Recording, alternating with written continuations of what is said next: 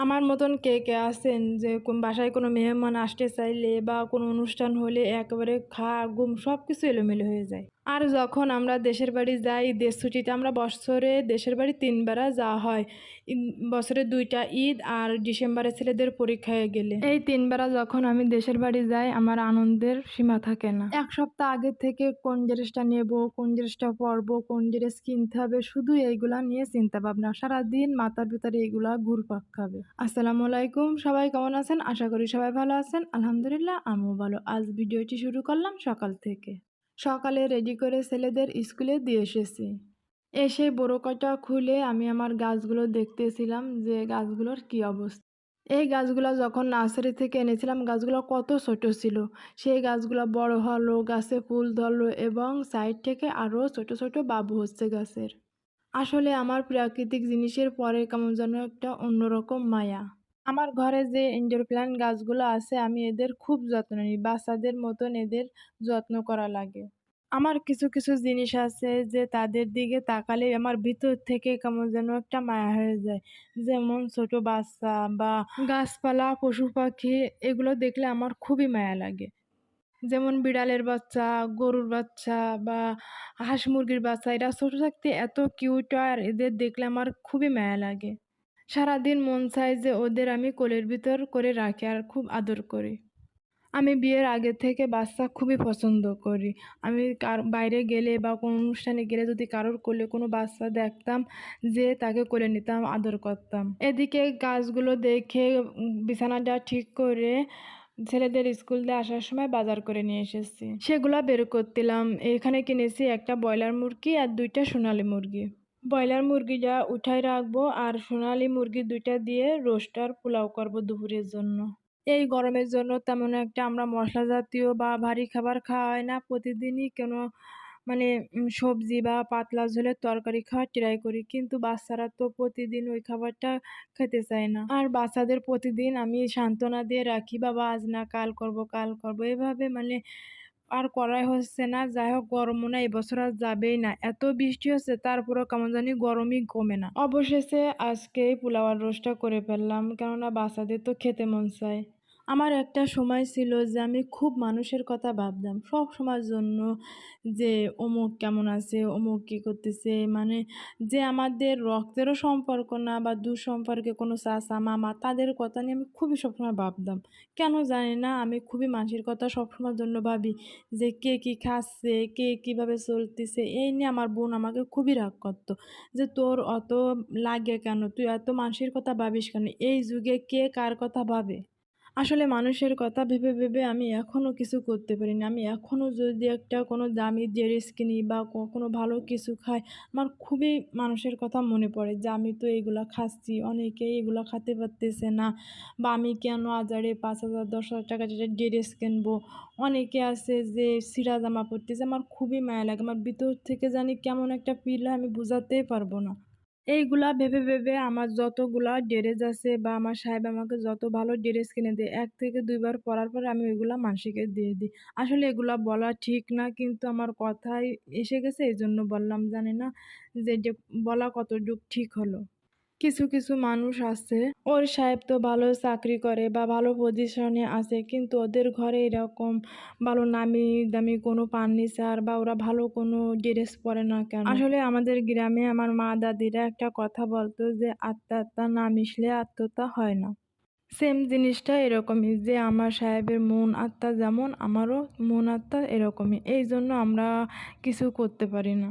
তারপরেও আমার যতটুকু আছে বা আমার যা কিছু আছে আমি সবকিছু মিলে আল্লাহর কাছে লক্ষ কোটি শুকরিয়া যে আলহামদুলিল্লাহ আমার অনেক আছে, আমার আর লাগবে না।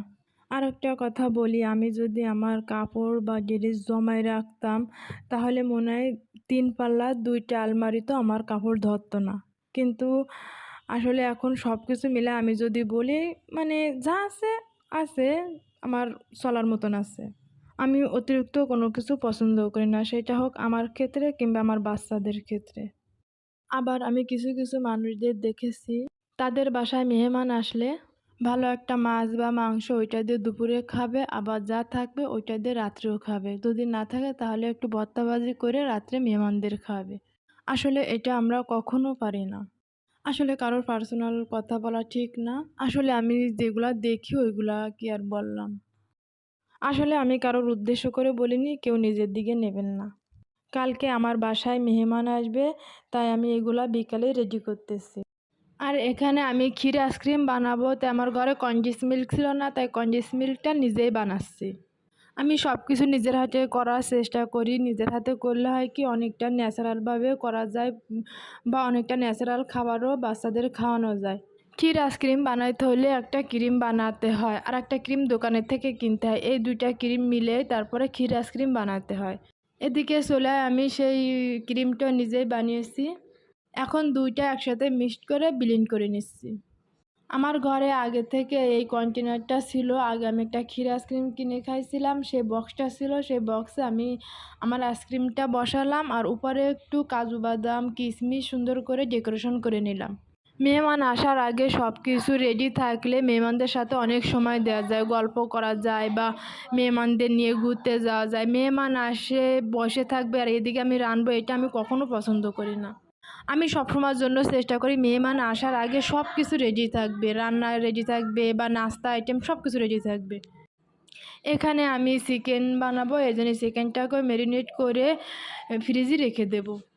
আর একদিকে আমি চটপটির ডাল ভিজিয়ে রাখিয়েছি, ওইটা আপনাদের আর একদিন দেখাবো। ওইটা দিয়ে আমি ফুচকা বানাবো, ওইটা আসলে অফ ক্যামেরায় করেছি, ওইটা নেক্সট ভিডিও আপনাদের দেখাবো। জ্যৈষ্ঠ মাসের সময় মেহমান আসতেছে, জ্যৈষ্ঠ মাসের যত রকম ফল আছে সবগুলো তো থাকবেই।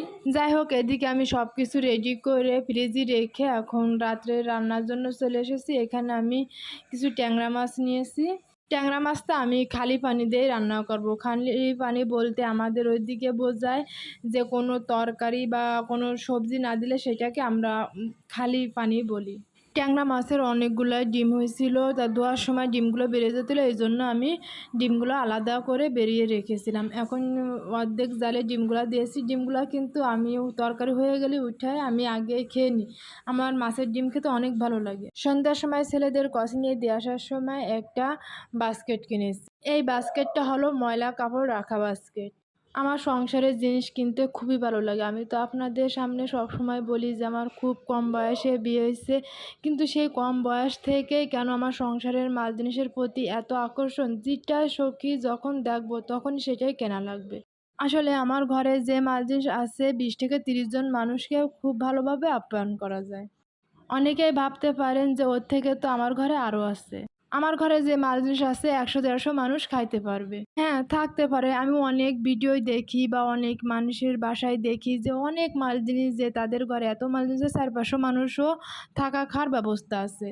কিন্তু আমার যা আছে এটা আমার কাছে অনেক। আবার আমি কিছু কিছু মানুষকে দেখি ভিডিও করে ঘর বাড়ি সব মাল জিনিস দেখায় এবং সাজা গাজা দেখায়, কাপড় চোপড় দেখায় আর বলে কি আমার ওইরকম কিছু নাই, আমার ওইরকম সাজা গাজার কিছু নাই, ওইরকম কাপড় নাই। দেখি আলমারি ভর্তি কাপড়, তারপরেও বলবে ওরকম কিছু নেই। মানে কোনো সময়ের জন্য তারা মনে হয় না যে শুকরিয়া আদায় করে। অন্যের কিছু দেখলে মনে হয় আমার থেকে ওর বেশি।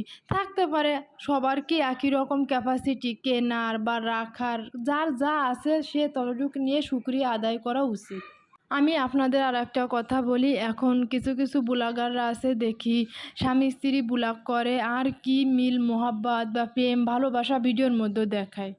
আসলে আমি মনে করি যে শস্যক্ষেত দূর থেকে খুব ঘন দেখায়, যত কাছে যাবেন দেখবেন শস্যক্ষেত খুবই পাতলা।